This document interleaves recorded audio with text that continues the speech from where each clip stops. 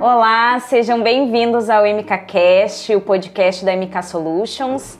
Esse podcast que nasceu com o objetivo de trazer conhecimento e informações relevantes para o seu negócio e também para a sua carreira. E hoje a gente vai falar sobre um tema crucial para quem quer escalar o seu provedor com eficiência e lucratividade. A gente vai falar de processos, né? Esse nome que é tão relevante no nosso negócio, que impacta em tantas coisas. E ninguém melhor para falar disso do que a Gladys. Gladys, muito obrigada por aceitar o nosso convite. A Gladys Loibens, que é fundadora e diretora da Tríade Negócios, que esse ano completou 10 anos de atuação no mercado de telecom. A Gladys é especialista em governança, gestão de processos e de pessoas, com 25 anos de atuação no mercado, e hoje ela vai explicar pra gente aqui como aplicar essas boas práticas operacionais no dia a dia que impactam diretamente na experiência do cliente. Gladys, seja muito bem-vinda, obrigada por aceitar o nosso convite. Olá, muito obrigada, boa tarde a todos vocês. E é uma honra de estar aqui participando desse lindo projeto e como parceiro de negócios também, né? Com certeza, com certeza. É um prazer te receber aqui. E eu quero começar aqui esse nosso bate-papo querendo ouvir um pouquinho mais aí sobre a tua trajetória, né? Como que tu começou aí nesse segmento de consultoria para provedores de internet? Como é que foi esse início da tua trajetória no mercado? Bom, é interessante essa pergunta, Mara, porque a trajetória na telecom, ela iniciou pela MK. Caramba, verdade. Olha que legal, né? Que legal. Bom, desde a minha formação, né, na primeira graduação, ela já foi feita com o tema na parte de gestão de processos, tá? Então isso já é algo que já vem da essência, da origem, né? Exato. Então a formação na graduação foi, depois veio a primeira pós-graduação, também já a especialização na parte de fluidez, né, em eficiência operacional através de processos, e assim foi indo. Atuei em quatro instituições, todos eles na parte de liderança e gestão, sempre focada na eficiência operacional através da gestão de processos e gestão de pessoas. Então isso é algo que eu estudo a minha vida inteira. E quando eu abri o meu negócio, quando eu resolvi empreender, né, eu comecei na parte de prestação de serviços e indústria. É onde eu tinha um segmento muito rico e disponível no mercado. Tá? E lembro bem, na época eu conheci a Marielle, né? A Marielle e o Michael, que eram, né, então os diretores da MK. Fiz uma pós-graduação junto na FGV com a Marielle e dias após vim visitar ela para uma troca de experiências, e ela disse assim: Gladys, a gente precisa qualificar um processo aqui dentro com relação ao suporte técnico. Então, você vem nos ajudar. Eu disse, olha, é um segmento onde eu não tenho a expertise, né? O core da estrutura é a mesma, mas os detalhes, a especificidade é diferente. E ela disse, só vem, Gladys, eu te conheço, sei da tua índole, sei do teu comprometimento, só vem. E tocamos esse projeto. Nesse ano a MK já recebeu um reconhecimento como melhor suporte técnico pela revista RTI, e assim fluiu. Na oportunidade, na sequência, qualificando o processo comercial, aí a gente já passou para o processo comercial, tinha uma demanda com relação a um provedor, e a Marielle me procurou novamente. Gladys, eu tenho uma situação de um provedor X, conheço a pessoa, ela é extremamente bacana, mas tem alguma situação lá que a gente não está conseguindo resolver essa questão de uso de funcionalidade do sistema, né? Parece que tem alguma coisa travando, eu não sei o que é. Você vai lá para mim? Eu disse, Marielle, telecom não é a minha especialidade, mas Gladys, vai. Simplesmente embarquei para São Gabriel, primeiro provedor SGNet, né, como o diretor Rodrigo. Passei 4 dias lá naquele provedor, e em 4 dias a história daquele provedor passou a ser diferente, né? A história passou a ser lembrança, e o presente e o futuro passou a ser um outro cenário. Porque, na verdade, o que precisou ser feito lá, a gente se depara, que acontece nos nossos negócios diariamente, é qualificar a estrutura organizacional. A partir da estrutura organizacional, qualificar os processos. Tudo flui depois disso, né? Tudo flui. E aí depois alocar as pessoas e treinar e envolver as pessoas para esta fluidez. E tudo começou a passar, a fluir naturalmente, e este foi o primeiro provedor. E a partir daí uma avalanche de provedores, que eu não fiz nenhum processo comercial de venda, mas que o Rodrigo falou com alguém, que falou com alguém, que falou com alguém, e assim fluiu. Então lá começou a minha trajetória com provedores. Que interessante. E foi na MK. Eu já sabia um pouco desse início com a MK. Não, logicamente não tinha entrado ainda nos detalhes, mas foi bem interessante perceber que, na verdade, tu encontrou num problema uma oportunidade de fazer a diferença, né? E é aquela premissa básica, o que a gente faz com o coração, que a gente entrega da melhor forma que a gente pode, isso reverbera, né, de uma forma quase que natural no mercado com os clientes de forma geral, né? Isso. Muito legal. Esse início ele é muito interessante porque ele acabou sendo orgânico, pelo que eu já sabia, mas agora te ouvindo um pouco mais no detalhe ficou ainda mais claro, né? Muito bacana, assim. E nessa jornada aí desses anos todos que tu está trabalhando, seja à frente de provedores ou até com outras empresas lá no início, né? Tu acabou a partir daquele momento se especializando e vendo quanto o nosso mercado ele é carente, né? Sim. E precisa desses processos tanto seja para o software fluir da melhor maneira, mas também para que esse provedor consiga ter ainda mais rentabilidade naquele negócio e consiga prosperar e crescer e se desenvolver. E tu deve ter, enfim, tido N situações aí com N empresas.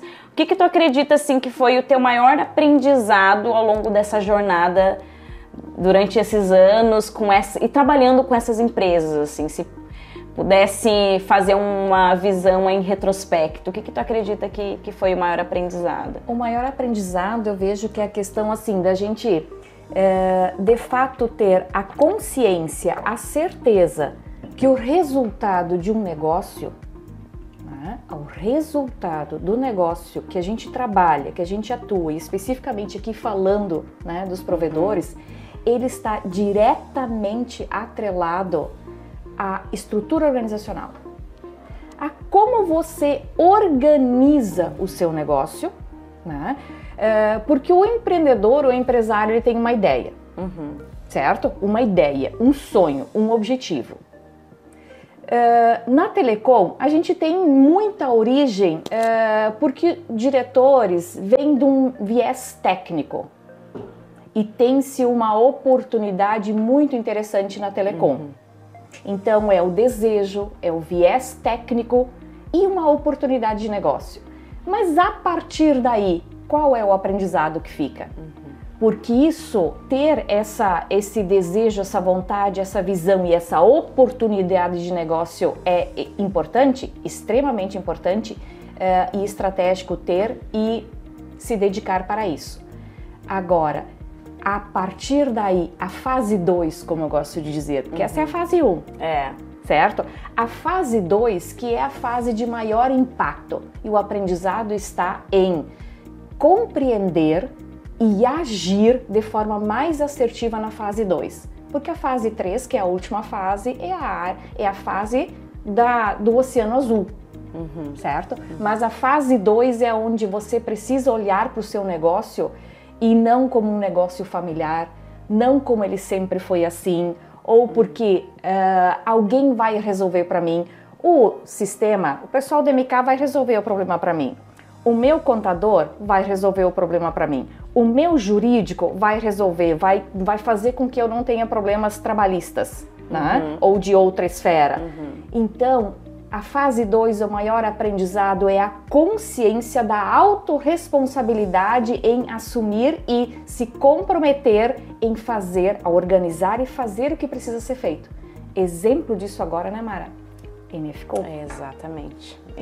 Então, o quanto cada um de nós, enquanto empresários, enquanto diretores, enquanto gestores dos negócios, enquanto líderes perante os nossos times, nós temos a real consciência do que é nossa atribuição e o impacto das decisões que a gente toma.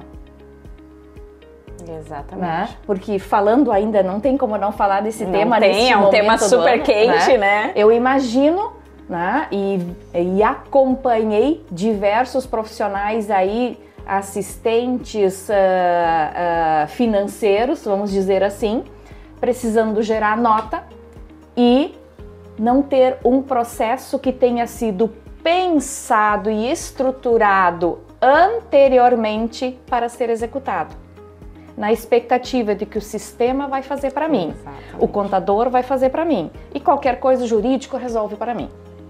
Exatamente, então, isso é uma armadilha, na verdade, né? Exatamente. Porque quem lá no dia a dia vai ter o resultado disso tudo acaba sendo o empresário, o gestor ali. Então é muito importante assumir essa responsabilidade, porque o conhecimento técnico, a plataforma, ela vai até um limite. O quanto que esse profissional que está operando a ferramenta também está preparado tecnicamente para tanto operar a ferramenta quanto com conhecimento técnico para fazer as emissões de notas, né? E nesse sentido, assim, até para compartilhar uma coisa boa, assim, preservando as pessoas. Mas ontem uma dona de um provedor me contatou e se apresentou, né? E disse assim, Gladys, a gente bateu um papo, né? Indicaram meu contato para ela. A gente bateu um papo, houve uma conexão. Ela disse assim, tá, agora que eu já percebi que, né, estamos falando entre mulheres empreendedoras, vou te confidenciar. Eu estou no meu limite de conhecimento para tocar esse negócio. Eu sou muito grata e eu sou feliz de verdade olhando para trás para tudo que eu criei. Mas eu tenho que ter a humildade de reconhecer, estou no meu limite de conhecimento técnico, mas sou eu que estou no meu limite. O provedor não está no seu limite. O provedor tem uma oportunidade de negócio ainda muito grande pela frente. Só que eu sou gestora, então eu preciso procurar ajuda para fazer o que precisa ser feito. Eu não tenho o direito de travar o meu negócio.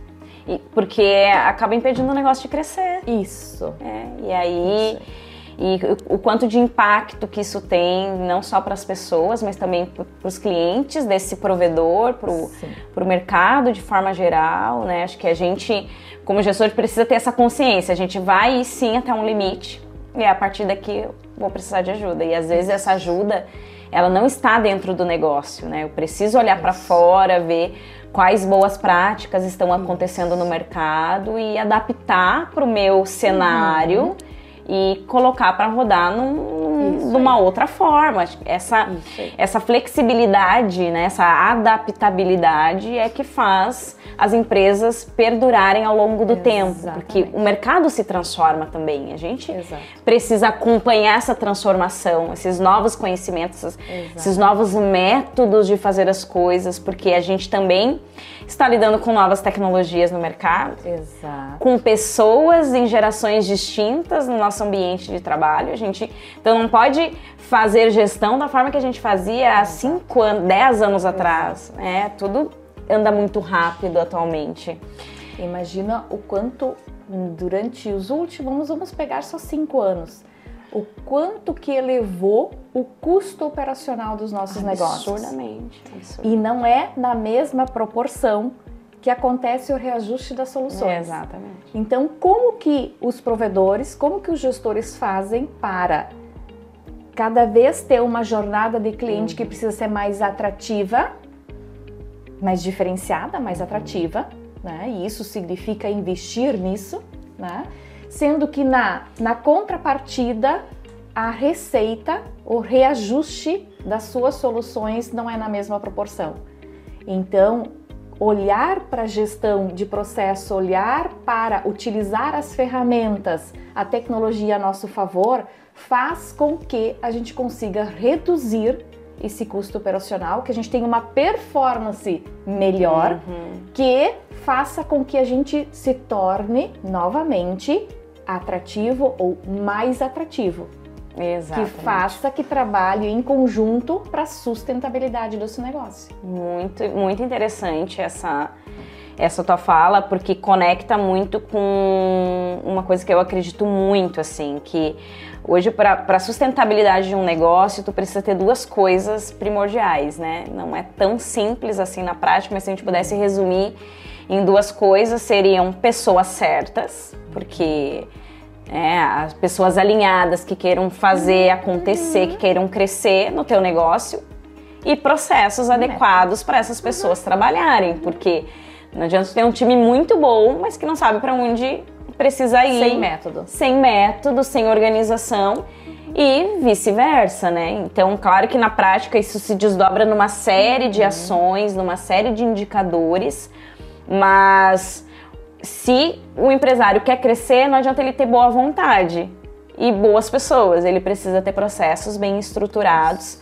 para garantir que a experiência do cliente não seja impactada, né? Porque se tu entrega uma mesma solução por um valor mais alto, o que tu vai entregar de diferencial?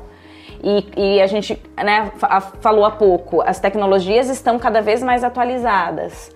Se eu não buscar eficiência na minha operação, se eu não buscar processos que automatizem, que me ajudem a enxergar onde que estão os cotovelos do meu negócio, né? Porque muitas vezes eu tenho esse processo que acontece aqui, ele não precisava existir, mas que acabou acontecendo por uma questão cultural, de momento, e isso tudo impacta na eficiência e na sustentabilidade no longo prazo, né? Aquela questão assim, não tem nada mais caro do que tu gastar teu tempo fazendo algo que não era necessário. Exatamente.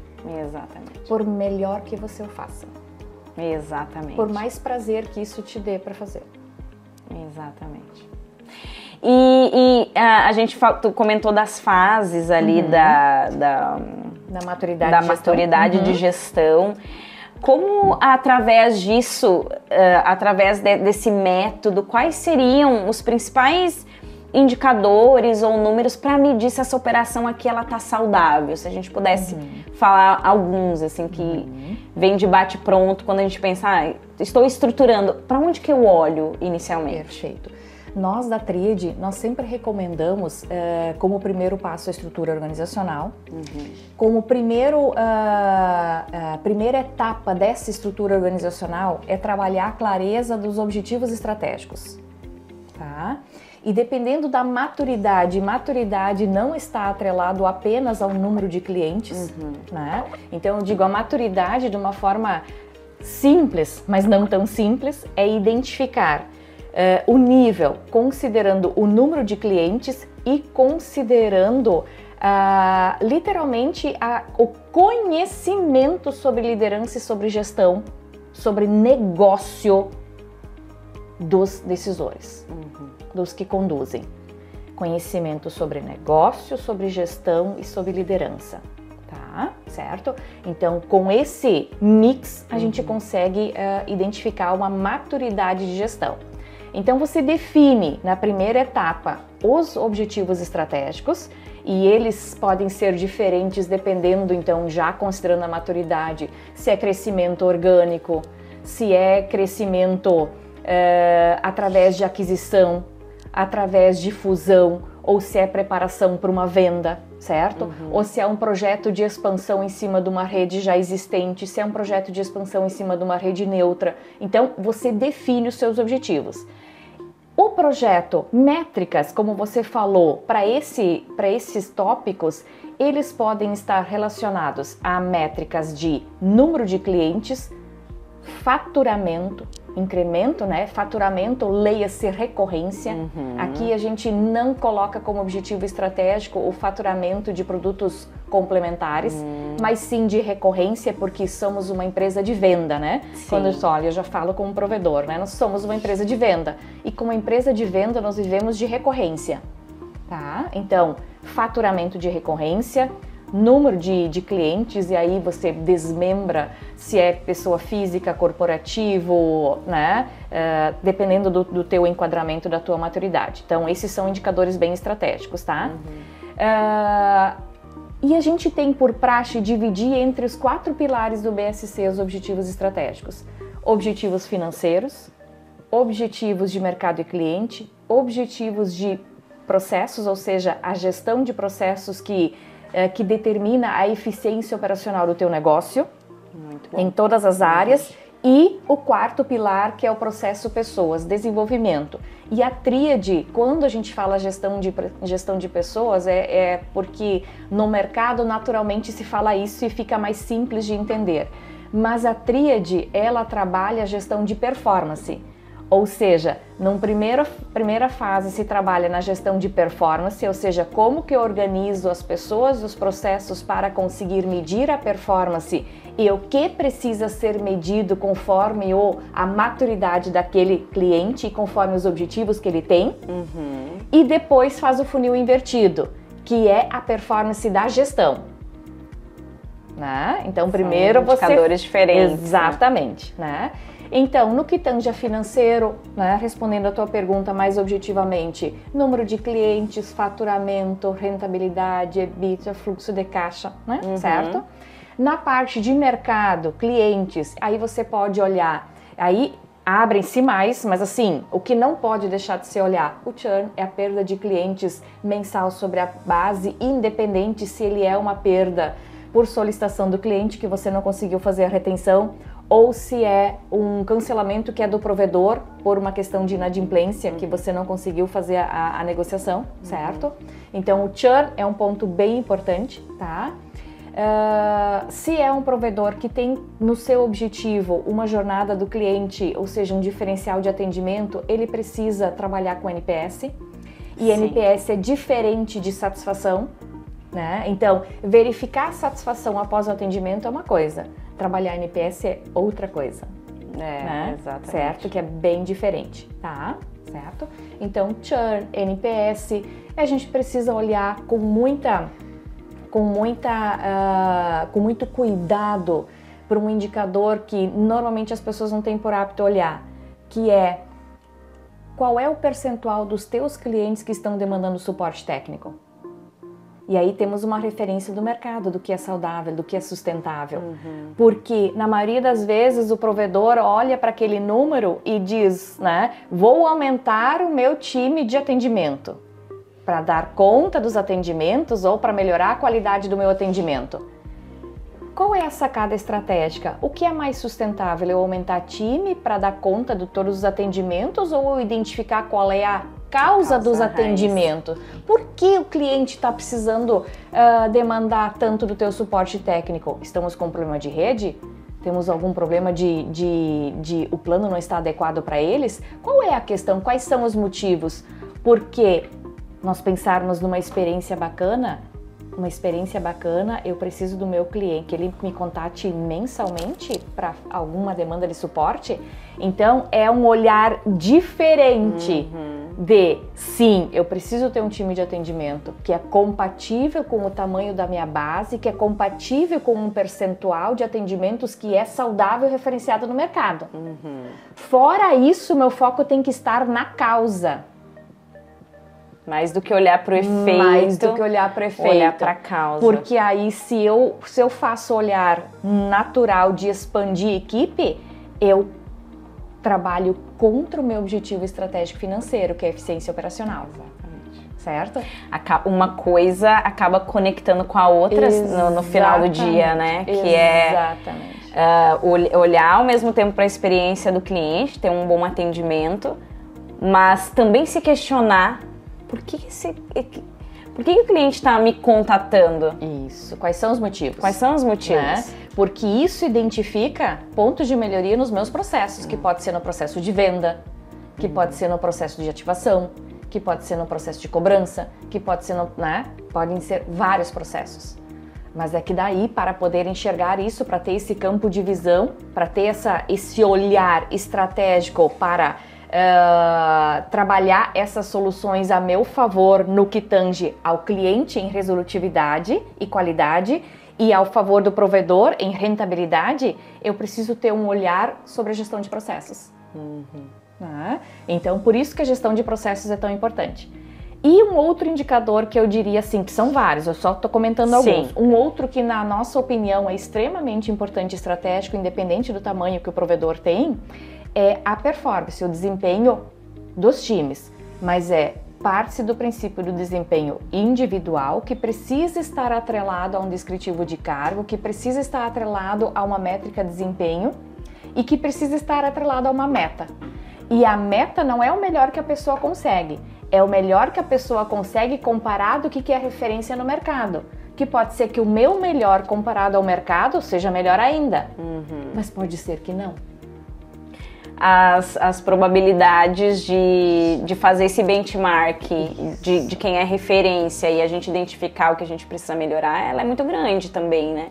Sim. Porque muitas vezes, se uma empresa já não está olhando para o processo, provavelmente já não fez ali um racional também de distribuição de metas adequado nesse processo. Aqui, Mara, a gente tem 2 pontos de atenção bem importantes que vale a gente trazer aqui para os nossos amigos. Que é, o primeiro,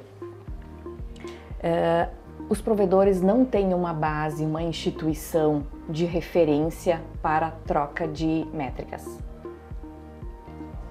Tá? Isso é interessante. Então, não temos uma base, não temos entidades que tenham isso organizado, que possam compartilhar dados comparativos. Isso acontece hoje de que forma? Quando eu participo de eventos. E aí eu converso com alguém, eu troco experiência com alguém. É assim que acontece hoje. Qual é o risco disso?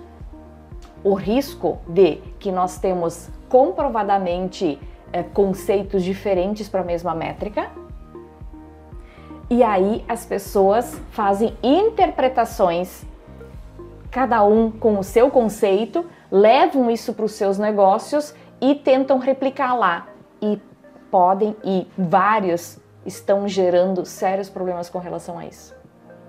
Tá? Esse é o primeiro ponto. Esse é um ponto bem interessante. O segundo ponto é uma questão comportamental.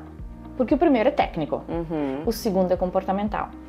Comportamental a tal ponto porque quando eu vou, digamos, somos donas de provedores, nos encontramos no aeroporto e estamos batendo um papo. Qual é a probabilidade de eu ser exatamente sincera com o meu indicador para com você? Então eu faço uma referência para você, mas será que é? Então, digamos assim, eu digo para você, nossa, meu PAP, minha estrutura de PAP é a melhor que tem. O meu indicador, a performance está em 8 por vendedor 8 por vendedor dia. E você sai com essa informação e volta lá para o seu provedor, olha quanto que está o seu número, e o seu número tá 0 alguma coisa, tá 1 alguma coisa, e você se desespera. Você demite os PAPs, demite o líder, ou então toca o terror. É assim que acontece. Mas existe 8? Não existe 8. Mas se você não tem, né? Mas se você não tem dados comparativos e você só tem essa de referência, você vai achar que aquela ali é, porque para você não seria bom se fosse 8, como dona de provedor, seria espetacular, né? Então você acredita nisso e você quer que isso aconteça. Mas o que precisa ter para isso acontecer? Essa deveria ser a pauta. Exatamente. Não existe um caminho para chegar na meta, né? O número, ele é uma consequência. Uma consequência de uma série de ações, de atributos que vão acoplar ali no negócio para chegar no indicador. Exatamente. E antes, eu concordo bastante com isso, assim, acho que antes de tomar qualquer decisão, primeiro dar um passo para trás, olhar quais são as boas práticas que estão sendo aplicadas e se não estão, ir atrás disso para resolver, porque o indicador ele está mostrando o efeito, mas qual que é a causa disso no dia a dia, né? Aí. E uma outra pergunta que acho que faz bastante sentido com o que a gente conversou aqui, porque de maneira geral, imagino que tu deva atender lá grandes e pequenos clientes no teu portfólio de clientes. O que muda quando um provedor passa de 5 mil para 50 mil conexões? Tu já participou desses processos de crescimento? O que tu pode trazer pra gente, assim, São os mesmos indicadores que acompanham, os processos mudam? Como que normalmente acontece no dia a dia e qual seria essa mudança aí a partir desse crescimento? Perfeito, ótima pergunta, Tamara. E sim, nós da Tríade, hoje nós temos atuação na América Latina. Nós somos no total hoje, se não me falha a memória, 14 profissionais, né? Então, nós da direção temos um compromisso assim, muito grande e um cuidado muito grande quando olhamos para isso. Tá? Nós abrimos provedores e temos provedor na nossa carteira, operadoras na nossa carteira. Tá? Então a gente sabe bem, vamos dizer assim, trabalhar com esses portes, podemos chamar assim. Tá? Interessante falar que você fez a referência de um provedor de 5 mil e 50 mil. É. Né? A estrutura de um provedor de 5 mil e a de 50 mil, o core é a mesma. Os indicadores, raiz, o core, vai continuar medindo o churn, vai continuar trabalhando os 4 pilares, vai continuar exatamente igual. O que muda? O que muda é o quanto que você precisa se aprofundar, qualificar os seus processos, utilizar novas, né, incorporar tecnologias, incorporar controles, porque o número de pessoas vai aumentar significativamente no teu time. Então, uma coisa é ser líder de 2 pessoas, 5 pessoas, 10 pessoas, 50 pessoas, 100 pessoas. Ser gestor disso. Então, quanto maior, é lógico que o processo ele vai criando mais corpo. O core dele continua sendo o mesmo. O que muda é, quanto maior você atende mais regiões, você vai estar em mais unidades de loja, né? Você vai ter centro de distribuição. Então, você vai ampliar, qualificar o processo. Ou melhor, os processos, mas você vai continuar tendo processo de venda ativa, você vai continuar tendo processo de venda receptiva, os processos vão continuar os mesmos. A questão é que eles vão ficar mais robustos. O processo mais robusto precisa de mais gente, precisa de mais controle e você vai ampliar o número de indicadores, certo? Você vai ampliar. Esse é o primeiro ponto. O segundo ponto, que é o mais, digamos assim, estratégico, é mais crucial. Um provedor de 5 mil clientes, ele flui muito bem sem uma área de estratégica de gente e gestão. Um provedor de 50 mil clientes não se sustenta sem uma área de gente e gestão. Então, você vai ter uma área no teu provedor a mais. Uma área que vai pensar pensar, olhar, agir, vai ter como propósito a eficiência operacional do negócio. Porque o custo da tomada de decisão é muito diferente. Qualquer não conformidade num provedor de faturamento com 5 mil clientes é uma não conformidade num provedor com faturamento de 50 mil é outro. Então você começa a olhar mais para o detalhe. E aqui eu faço a referência assim, ó, há umas 3 semanas eu estava fazendo um encontro num provedor que está no projeto dos 100 mil, né? E eu achei muito bacana quando o dono fez a abertura do nosso trabalho ali com o time de gestores deles, quando ele disse assim, gente, eu tenho total... Ele falou um pouco, né, relembrou de novo a história dele, né, e a história do provedor. Ele disse assim, eu disse, nossa, eu tenho muito orgulho disso aqui. E eu tenho consciência que para os 100 mil a gente precisa refinar. Não é criar mais nada, é refinar. Então é esse olhar. O propósito da área de gente e gestão é trabalhar a performance dos recursos que eu tenho. Vamos trazer isso para o MK. Então, quantos provedores hoje têm as soluções, né, da MK, e nós, quando atendemos esses clientes, né, vários desses clientes, a gente percebe que eles não utilizam todas as funcionalidades a favor deles. Exatamente. Então, é um sistema novo para 100 mil? Não, é o mesmo sistema, mas você vai trabalhar a performance, o uso das funcionalidades da tecnologia e das pessoas a favor. Exato. Até para não crescer, cresce a empresa e não precisa dobrar o número de pessoas, né? Precisa adaptar ali melhores tecnologias e ferramentas para processos ágeis, esse dia a dia. E aproveitando esse tema que a gente falou, o que tu acredita, assim, quais seriam as tecnologias ou ferramentas para o provedor buscar essa eficiência, né? Que a gente está falando aqui, porque muitas vezes com 5 mil ele pode ter uma ferramenta, ele pode ter X tecnologias. À medida que ele vai crescendo, o que mais ele deveria adequar no dia a dia dele, assim, para apoiar? Bom, a gente trabalha, o que a gente faz, percebe no dia a dia, assim, passar da fase da gestão de processos, que é onde o provedor, a gente primeiro faz o desenho, né, da estrutura organizacional dele, ou seja, a gente revisita, revitaliza, qualifica com um olhar mais estratégico, mais de negócio, o modelo de negócio dele. Onde a gente organiza áreas-chave de resultado, propósitos, métricas, processos, estrutura funcional, certo? Essa é a parte da estrutura organizacional. Depois a gente vai, que você identificou, fez o mapeamento dos processos de todo o provedor, a gente escolhe e trabalha quais são os chaves de resultado para aqueles objetivos estratégicos, certo?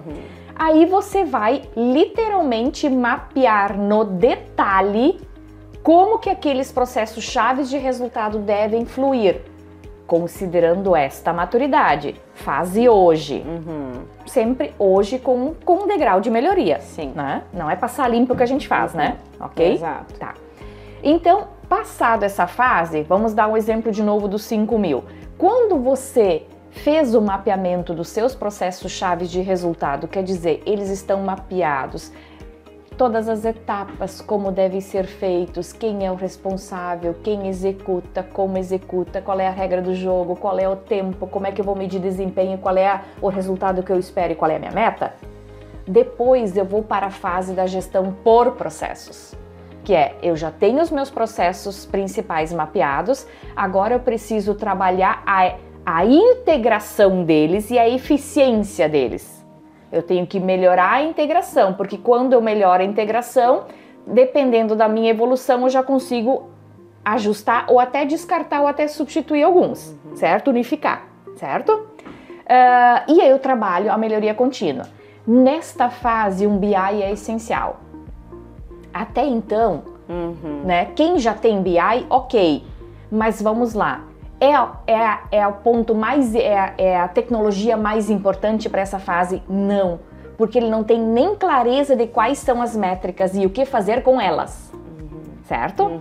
Então, não é o ponto mais importante. Na fase de gestão por processos, o BI é estratégico, porque aí você tem um parceiro tecnológico, o teu time, você já tem a visão de gestão de processos, você já trabalha, você já aprendeu como é que é o processo, né, para trabalhar a melhoria contínua, já aprendeu o que fazer com quais são os indicadores que você precisa daquele momento e o que fazer com eles, fazer eles trabalhar para você e não você trabalhar para tê-los e não saber o que fazer com eles, certo? Porque dependendo cada tamanho são alguns indicadores. Quanto mais você cresce, mais indicadores você tem. Mais granulado precisa ficar, né? E aí ter um BI para te mostrar, respeitando a tua estrutura organizacional, o que é estratégico, quais são os OKRs que precisam estar no tempo real, no campo de visão do dono ou do decisor, e quais são estratégicos e táticos que precisam estar no campo de visão dos gestores das áreas-chave de resultado, né? E quais precisam estar no campo de visão do time operacional que faz a máquina girar, que é em tempo real. Então, respondendo a tua pergunta, assim, ó, nessas fases da gestão por processos, ter um BI é um recurso tecnológico que faz toda a diferença. Sim, sem dúvida. Até porque para te poder gerenciar ali o dia a dia, essa visão ela é muito importante dos indicadores, né? À medida que tu aplica uma ação, melhora um processo, isso precisa refletir no número, né? Se não refletir, alguma coisa precisa ser ajustada e aquilo volta de novo e trata a causa raiz, né, do que está acontecendo. E o que tu acredita, assim, Gladys, qual seria o papel do RP na maturidade desse processo também, né? Em que momento seria interessante o cliente olhar para a estrutura e ver se aquele RP que ele tem ali está ajudando ele a crescer, como que ele também vai se adaptando ao longo dessa jornada, né? Perfeito. Bom, eu acredito que eu até já comentei um dia quando a gente esteve aqui conversando, todo cliente, quando ele vem para a Tríade, a gente faz um diagnóstico dele. E um dos pontos do diagnóstico é justamente nós conseguirmos identificar quem o cliente entende que é um parceiro estratégico dele. Né? Porque um dos pontos de um diagnóstico de gestão é você conseguir identificar quais são os teus fornecedores críticos, vamos dizer assim. Críticos são aqueles assim, ó, meu olho precisa estar por eles e com eles, certo? E na minha opinião, não tem como o ERP não ser um fornecedor crítico, um fornecedor estratégico para o fornecedor, para o cliente, para o provedor, certo? E o que tem me chamado a atenção é que um percentual muito baixo identifica o ERP como um fornecedor estratégico. Tem me chamado a atenção isso, tá? Então, eu acredito que eu defendo, né, nos atendimentos e nas minhas relações, né, de que e a gente trabalha isso na gestão de processos, né? Não tem como trabalhar gestão de processos sem conhecer o ERP, porque não faz sentido nós qualificarmos um processo, desenharmos um processo mais ágil, mais interessante, um processo que vai agregar, que vai fazer que esse provedor consiga atingir mais rapidamente o seu objetivo estratégico, se ele tem esse processo desenhado e depois ele vai para o ERP e não comporta ou não atende. Exatamente. Então não faz sentido. Então, quem trabalha com gestão de processos precisa ter a propriedade do sistema para conseguir extrair, né, dele, do sistema, e fazer esse processo, o desenho desse mapeamento desse processo de forma mais útil, eficaz, eficiente possível. Excelente, é basicamente pegar o desenho e conseguir colocar na prática do dia a dia através de um sistema, né? Exatamente. E conseguir, de certa forma, automatizar os fluxos para que o dia a dia possa acontecer. Exatamente. E de fato a gente acredita muito que o RP, ele é a espinha dorsal do provedor. Porque ali, basicamente, está toda a riqueza daquele cliente, que é a sua base de clientes. Como que é feita a gestão desse cliente através desse sistema, né? Essa visão é muito importante. E aí, quando a gente fala de processos, o sistema ele está incluído nesse processo, ele faz parte do processo. Isso aí. A partir dessa nova estruturação, né? Bom, a gente falou aqui sobre assuntos muito interessantes, acho que sem sombra de dúvida, a gestão de pessoas, gestão do processo é o que vai diferenciar quem cresce e quem não cresce de maneira geral. E a gente sabe que lá na prática do dia a dia, muitos provedores, e aí me corrija se eu estiver errada, eles procuram uma consultoria quando algo não está dando certo lá na ponta, né? Poucos começam já com uma consultoria, né? Então chega um momento que a avaliação, né, do exemplo que tu trouxe, se deparou e viu, bom, eu não consigo mais aqui, preciso crescer, quem é que pode me ajudar? E busca esse parceiro, e a Tríade aqui é um parceiro essencial para isso. Chega um momento de aplicar esses processos, fiz o desenho, fiz o processo, e agora é a hora de colocar um sistema, de colocar o processo para rodar. Quais os desafios culturais no dia a dia para a implementação dessa nova estrutura agora de processos? Existe e quais são eles e como trabalhar isso agora no dia a dia? Muito bem. Bom, nós da Tríade, nós temos uma estrutura um pouco não, né? Uma estrutura diferente, totalmente diferente, tá? Porque nós entendemos que não basta ter um processo se ele não está sendo aplicado e sendo executado com acompanhamento e análise de resultado.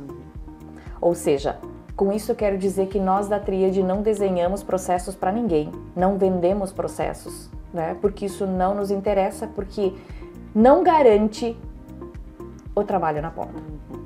Então, como que a gente faz, né? Como que a gente atua com os nossos clientes? Nós desenhamos os processos com o cliente.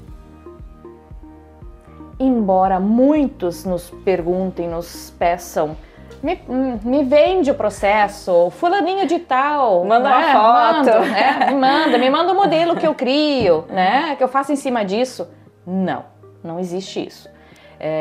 Quem não consegue compreender ou fazer essa compreensão a partir da nossa fala, nós fizemos a leitura de que não é um cliente para a Tríade, tá?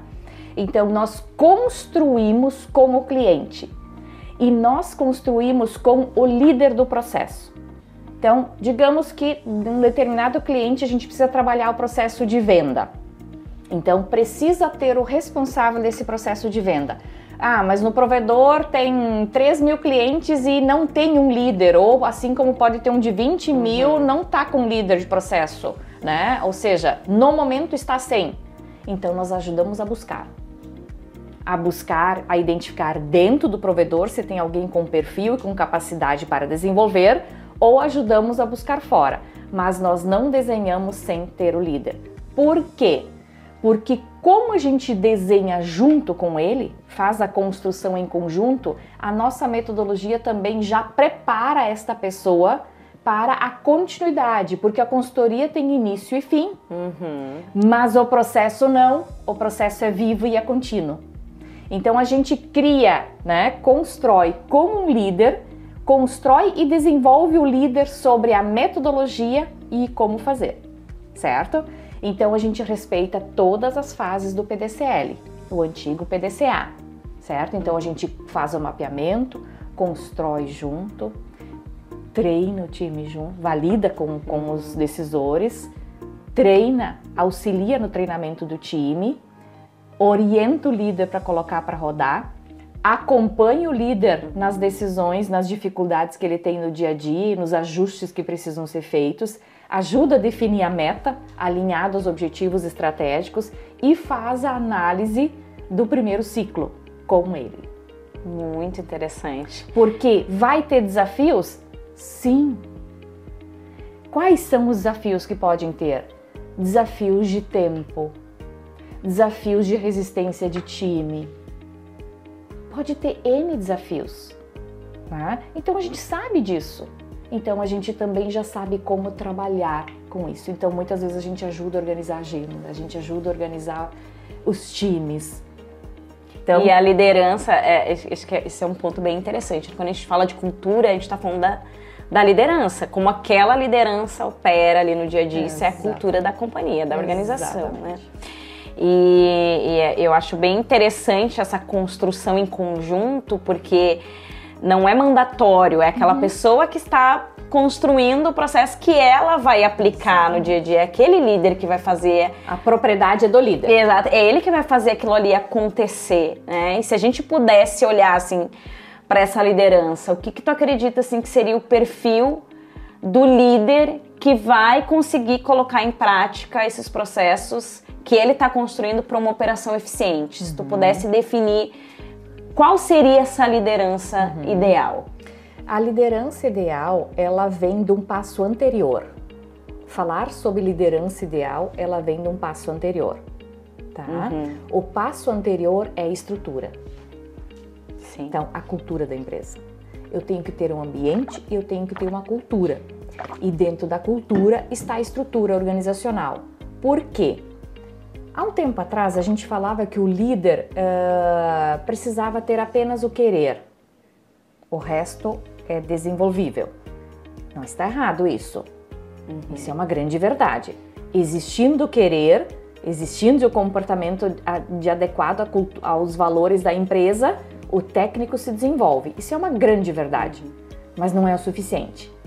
Tá? Então, preciso querer, preciso senso de pertencimento, a autorresponsabilização para com aquilo que ele se propôs a fazer E isso precisa estar alinhado ao propósito da liderança da área ou setor que ele está.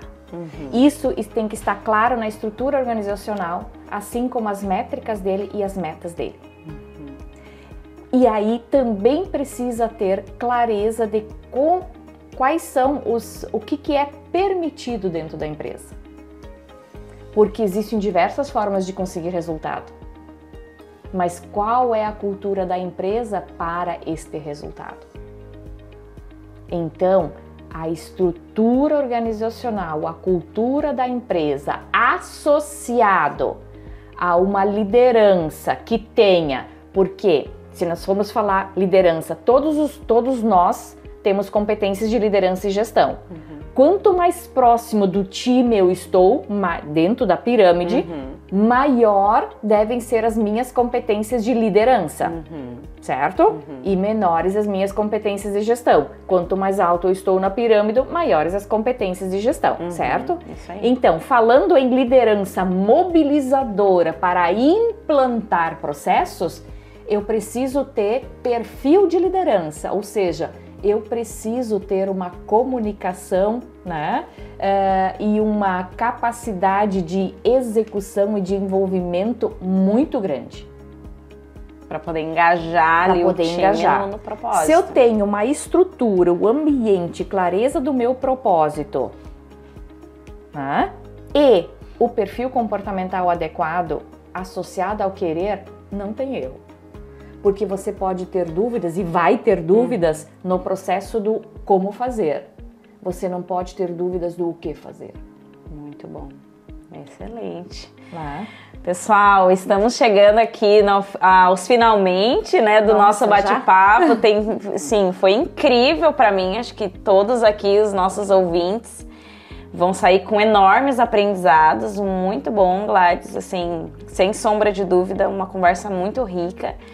E agora, se a gente pudesse aqui, se tu pudesse, né, aqui quem está nos ouvindo são empreendedores, empresários, mas também profissionais que desejam crescer dentro da sua organização, né, seja liderando uma área, seja aplicando esses processos no dia a dia, né, se tu pudesse dar um conselho prático aqui para nós, para fechamento aqui dessa nossa conversa que foi muito rica, para quem está nos ouvindo e quem vai nos ouvir ainda, né? Qual seria esse conselho olhando para esse profissional, olhando para o mercado, né? Quem está lá no dia a dia buscando organizar os seus processos, buscando organizar a sua casa, qual seria o conselho que tu daria? Quais seriam os primeiros passos para essa pessoa perseguir e melhorar os seus processos lá na ponta? Perfeito. Bom, primeiro ponto, essencial. Conhecimento. Então, a busca constante e contínua por conhecimento. Conhecimento é o que diferencia. Lógico, não é o suficiente, né? Mas conhecimento é o que te diferencia. O segundo ponto e aqui faço um carinho, assim, com muito carinho, um apelo especial aos nossos ouvintes, assim, aos líderes, gestores e candidatos né? Assim como também a mesma regra sempre se aplica aos empreendedores. Olhar o todo. Não tomem decisões, não julguem, não critiquem, né? Olhando apenas uma parte. Busquem a informação completa, olhem o todo do negócio. Se tem uma reclamação de um cliente, que pode ser num processo de cobrança, que pode ser num processo de atendimento, não importa onde, nunca avaliem única e exclusivamente aquela fala. Porque aquela fala que se traz, que pode ser de um cliente interno ou de um cliente externo, ela é o reflexo de um sentimento que tem vários fatores inclusos. Então, sempre olhar o todo. E aqui eu dou de presente uma técnica. Existe uma técnica que é espetacular para a gente usar no dia a dia, em todos os momentos, que é a técnica dos 5 porquês. Excelente. Por que você está me dizendo isso? Com base no quê? Mas por quê? Mas por quê? Mas por que você acha isso? Da onde que veio isso? Por que você acha que a pessoa está se sentindo assim ou está se comportando assim? Por quê? Utilizem a técnica dos 5 porquês. Porque aí, de fato, você vai chegar na raiz da questão. E existe uma pesquisa que fala que, de fato, 87% apenas, 87% de tudo que acontece é mente. Exatamente. Né? Ou seja, a gente dá proporção muito maior. Ou seja, se nós estamos falando de 100%, se 87% das coisas de fato se dão uma conotação maior do que significa que apenas 13% está correto. E é muito interessante, assim, só pra gente fechar, complementando, assim, o ponto que a Gladys trouxe, acho que faz muito sentido, que é evitar os vieses, né? Os vieses e poder ser justo também nas tomadas de decisões que a gente está tendo no dia a dia. Gladys, muito obrigada. Assim, adorei nosso papo, foi muito importante, muito rico, né? Para mim, para os demais, todos que vão nos ouvir. Quero te agradecer muito por esse momento. Obrigada por ter aceito o nosso convite. E a todos que nos ouviram, esse foi mais um episódio do MKCast, o podcast da MK Solutions. Muito obrigada e até mais!